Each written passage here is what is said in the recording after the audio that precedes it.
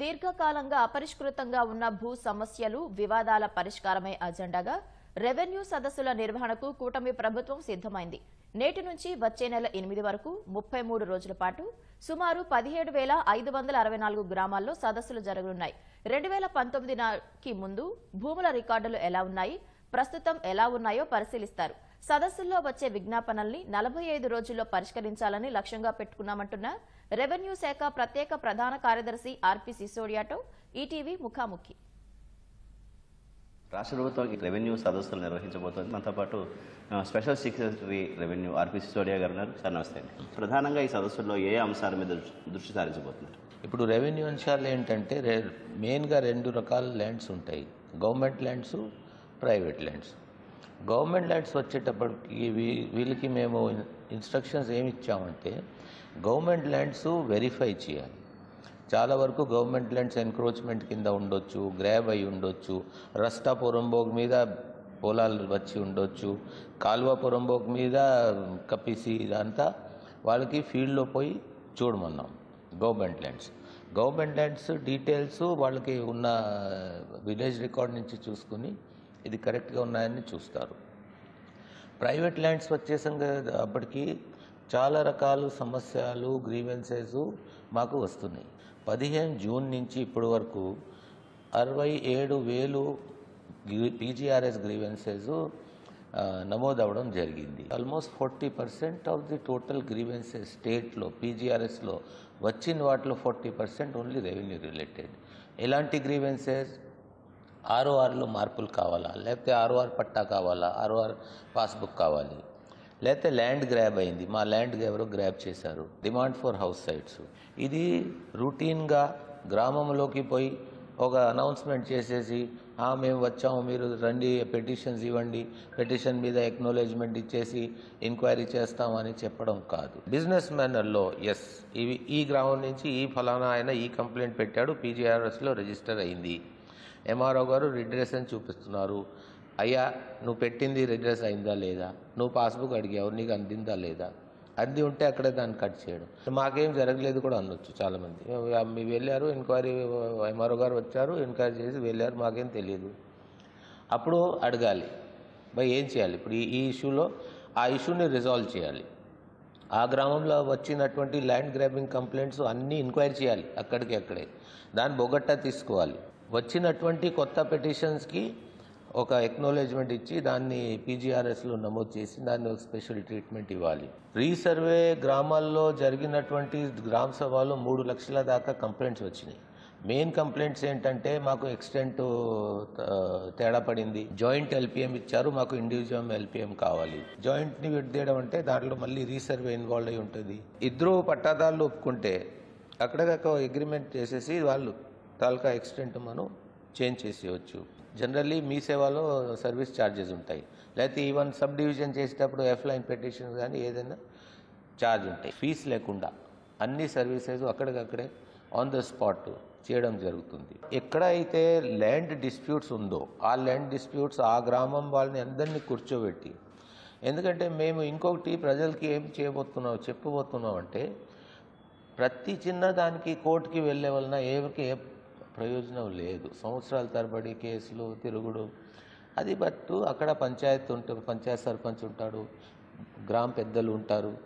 చిన్న సమస్యలు మీరు కూర్చొని మా ఎంఆర్ఓ సమక్షంలో ఇది సమస్య మనం కూర్చొని ఇది ఒక ఇన్ఫార్మల్ అదాలత్ లాగా 2 సెంట్లు అటు ఇటు పడడం కోసం అంతా ఈ తిరుగుడు ఎందుకు? మ్యూటేషన్ మీదే చాలా గ్రీవెన్సెస్ జనరేట్ అవుతాయి. ఒక పెద్ద ఆయన పట్టాదారు చచ్చిపోయారు, ఆయనకి ఉన్న వారసులు అక్కడ ఉన్నారు, అందరికీ తెలుసు. విల్ రాశారా? విల్ రాస్తే ఆ విల్ ప్రకారం ఎవరికి పోవాలి? విల్ రాయలేదంటే హిందూ సక్సెషన్ యాక్ట్ ప్రకారం ఎవరికి ఎంత వాట పోవాలి, ఎవరు వారసులు? ఆ మ్యూటేషన్ మీరు తీసుకోండి, డీటెయిల్స్ తీసుకొని go back to your office and do the mutation. So record updation మీ భూమిలో కానీ వెబ్ల్యాండ్లో కొన్ని ప్రాబ్లమేటిక్ కాలమ్స్ ఉన్నాయి. అంటే సో ఈ కాలంలో గవర్నమెంట్ ల్యాండ్ అని రాసినప్పుడు పట్టాదారు కాలంలో పేరేం రాయటానికి వీల్లేదు కదా. అలాంటి ఎగ్జాంపుల్స్ మా దృష్టికి వచ్చినాయి. అవి గ్రామంలో చదివి వినిపించేసి ఏది కరెక్టో కాదో తెలుసుకుని రెవెన్యూ రికార్డ్ని పరిశీలించడం, దాన్ని రెక్టిఫై చేయడం. అంటే రెవెన్యూతో సంబంధించి అన్ని కార్యకలాపాలు, ఎందుకంటే 1 full day ఒక టీంకి ఇస్తాం. కొన్ని మండలాల్లో విలేజెస్ ఎక్కువ ఉంటే 2 టీంలు కావచ్చు. చిన్న విలేజ్ అయితే మేము చిన్న విలేజ్ అయితే ఒక హాఫ్ డే ఇక్కడ, హాఫ్ డే అక్కడ చేసేవచ్చు. మొత్తం 17,500 మనకి విలేజెస్ ఉన్నాయి.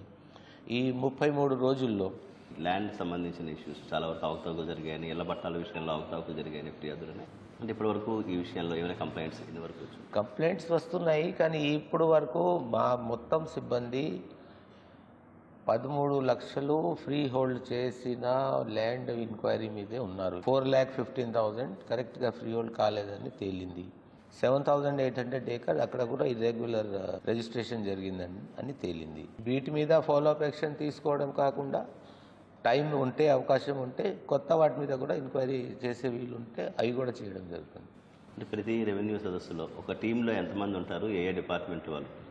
7-8 మంది ఉంటారు. ఎంఆర్ఓ అయితే ఉంటాడు, మండల్ నోడల్ ఆఫీసర్ అయితే ఉంటాడు, సర్వేయర్ కంపల్సరీగా ఉండాలి, రిజిస్ట్రేషన్ డిపార్ట్మెంట్ రీప్రజెంటేటివ్ ఉండాలి, ఫారెస్ట్ డిపార్ట్మెంట్ రీప్రజెంటేటివ్ ఉండాలి, విఆర్ఓ ఉంటాడు, విలేజ్ సెక్రటరీ ఉంటాడు, పంచాయత్ సెక్రటరీ ఉంటాడు. నేను మాత్రం డైలీ ఏదో ఒక గ్రామ సభ అటెండ్ అవుతాను. గవర్నమెంట్ స్పెషల్ ఆఫీసర్స్ అపాయింట్ చేసింది, వాళ్ళందరికీ ప్రాపర్గా మానిటరింగ్ చేయండి అని చెప్పడం జరుగుతుంది. డైలీ ఎన్ని గ్రామ సభలు జరిగినాయి, ఎన్ని కంప్లైంట్స్ వచ్చినాయి, అది ఒక మన వెబ్సైట్ ద్వారా, పీజీఆర్ఎస్ ద్వారా, ఆర్టీజీఎస్ ద్వారా అది కూడా మేము చేస్తాం. ముఖ్యంగా ప్రజలు ఎవరైతే చాలా వరకు ల్యాండ్ ఇష్యూస్తో ఇబ్బంది పడుతూ తిరుగుతున్నటువంటి వాళ్ళు ఉన్నారో వాళ్ళకి మీరు ఇచ్చే అపీల్ ఏంటి సార్? ఈ సదస్సుల్ని ఏ విధంగా వినియోగించుకోవాలి? వాళ్ళకి ఇచ్చే అపీల్ అంటే మీకు ఏది పని అయినా అన్నీ మానేసి, ఏ రోజు అయితే ఎందుకంటే అడ్వాన్స్లో అనౌన్స్ చేస్తున్నాము, అన్ని పనులు మీకు ల్యాండ్ ఇష్యూస్ ఉంటే అన్ని పనులు మానేసి ఆ రోజు మీరు దయచేసి గ్రామంలో ఉండండి. క్లియర్ కట్ ఇన్స్ట్రక్షన్స్ ఇచ్చాము. మీ కంప్లైంట్ మీ రికార్డ్స్తో పాటు మీరు వెళ్ళండి, మండల్ నోడల్ ఆఫీసర్ని, తహసీల్దార్ని మీ విజ్ఞప్తి ఇవ్వండి. మీరు కంప్లైంట్ పెడితే అక్నాలెడ్జ్మెంట్ మీరు మీ దగ్గర తీసుకోండి. దాన్ని విజయవంతంగా చేయాలంటే అందరూ అక్కడ ఉంటేనే అది విజయవంతం అవుతుంది. అంటే కొన్ని చోట్ల సామాన్యుల దగ్గర ఉన్న భూములు వేరే వారు బలవంతంగా లాక్కున్నారు అనేది చాలా చోట్ల గ్రీవెన్స్ డేట్లో ఇటు పబ్లిక్ గ్రీవెన్స్లో కూడా వస్తూనే ఉన్నాయి కదా సార్. అట్లాంటి వాటి విషయంలో మన ప్రొటెక్షన్ ఏ విధంగా ఉండే అవకాశం? అది ల్యాండ్ గ్రాబింగ్ చట్టం కొత్తగా రాబోతుంది, కానీ దాని ముందే వాళ్ళ మీద మనం 420 కేసులు, లేకపోతే ఇన్వాల్వ్ ఉన్న అధికారుల మీద చర్యలు, లేకపోతే మరీ భయంకరం ఉంటే ఒక పీడీ యాక్ట్ అంటూ ఉంది, ప్రివెంటివ్ డిటెన్షన్ యాక్ట్.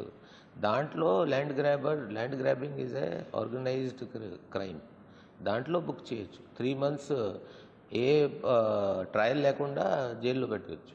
సో ఈ రెవెన్యూ సదస్సులో ఇళ్ల స్థలాల అప్లికేషన్స్ అలాగే రేషన్ కార్డు తీసుకోవడం జరుగుతుంది. ఫ్రీ ఆఫ్ సర్వీస్ ఛార్జ్ తీసుకుని ప్రాసెస్ చేసి ఇస్తాం. ఇప్పుడు సర్టిఫికేట్స్ కూడా అన్నారు కదా సార్. సర్టిఫికేట్ కూడా caste certificate, integrated caste certificate ఉంటో, ఫ్యామిలీ మెంబర్ సర్టిఫికేట్ ఉంటో, ఏవైనా ఉండొచ్చు.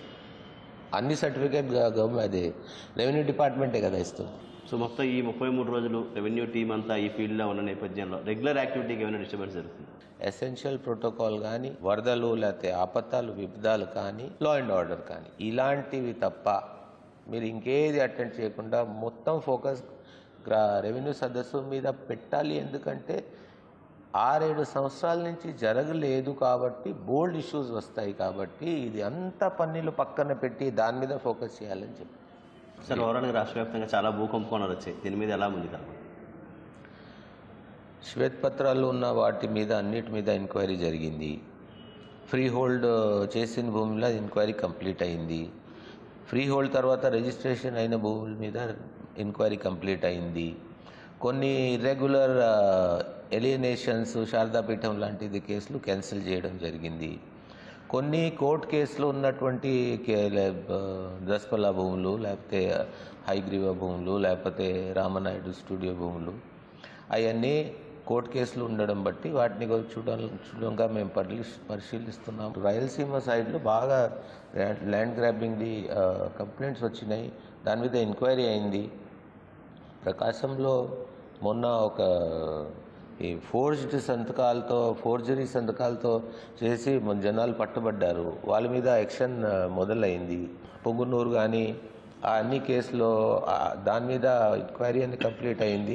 Land settlement case is in the court of director survey settlement అది కూడా త్వరగా డిస్పోజ్ చేసినట్టు పరిస్థితులు కనిపిస్తున్నాయి. మొత్తానికి ఎక్కడైతే గవర్నమెంట్ ల్యాండ్స్ ఎన్క్రోచ్ చేసి ఉంటారో 100% వాళ్ళని తొలగించడం జరుగుతుంది. సామాన్యులకు రెవెన్యూ భూ వివాదాలకు సంబంధించిన సమస్యల పరిష్కారమే ప్రధాన వేదికగా ఈ సదస్సు నిర్వహిస్తున్నట్లు రెవెన్యూ శాఖ చీఫ్ సెక్రటరీ సిసోడియా గారు చెప్తున్నారు. విజయవాడ నుంచి కెమెరామెన్ భాస్కర్తో శ్రీనివాస్ మోహన్, ఈటీవీ.